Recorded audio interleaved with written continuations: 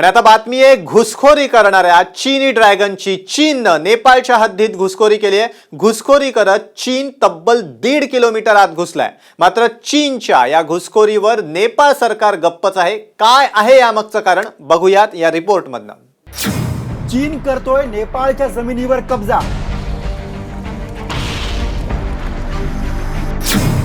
नेपाळच्या हद्दीत 1.5 किलोमीटर घुसला चीन।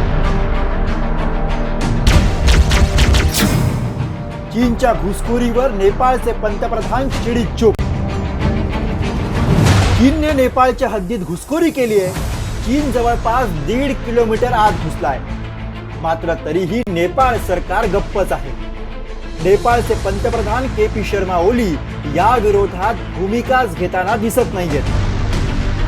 याने नेपाळला एक अहवाल सादर केला असून त्या अहवालात नेपाळने चीन आपल्या भागात प्रचंड प्रमाणात घुसखोरी करत असल्याचा अहवाल दिला आहे।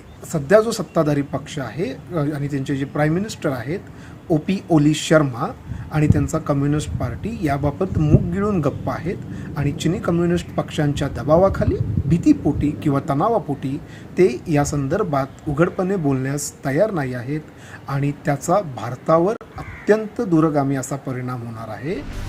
चीन नेपाळला लागूनच असलेल्या हद्दीला बदलण्यासाठी वेगानं प्रयत्न करतोय।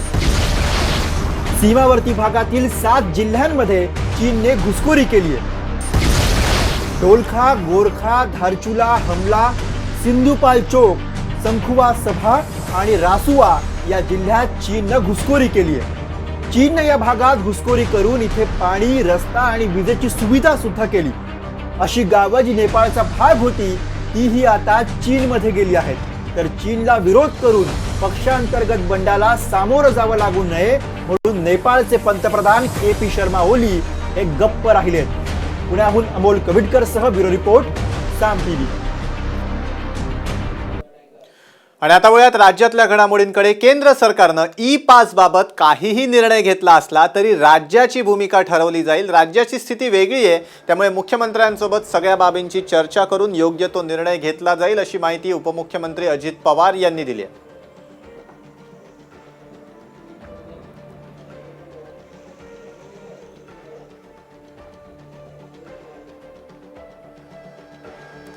टीव्ही आणि चित्रपटाच्या शूटिंगसाठी केंद्र सरकारनं विस्तृत अशा मार्गदर्शक सूचना जारी केल्यात। केंद्रीय माहिती आणि प्रसारण मंत्री प्रकाश जावडेकर यांनी ट्विट करत ही माहिती दिली आहे। या मार्गदर्शक सूचनांमुळे शूटिंगमधील कर्मचाऱ्यांच्या सुरक्षेसाठी योग्य परिस्थिती निर्माण करण्यात मदत मिळेल, असं जावडेकर यांनी म्हटलंय। या सूचनांमध्ये सर्व ठिकाणी फेस मास्कचा वापर आणि शारीरिक अंतर राखणं अनिवार्य करण्यात आलंय। या सूचना कलाकारांवर मात्र लागू होणार नाहीत। या सूचनांनुसार sitting, catering, crew positions, camera location मध्ये योग्य ते अंतर राखावं लागणार आहे। रेकॉर्डिंग स्टुडिओ, एडिटिंग रूम मध्ये देखील शारीरिक अंतराचं पालन करावं लागणार आहे। सध्या सेट्सवर दर्शकांना जाण्याची परवानगी देण्यात आलेली नाही।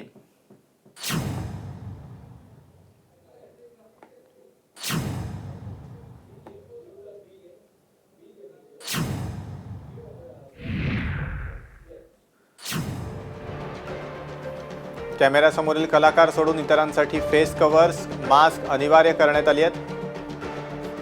प्रत्येक ठिकाणी 6 फुटांच्या अंतराचं पालन बंधनकारक करण्यात आलंय।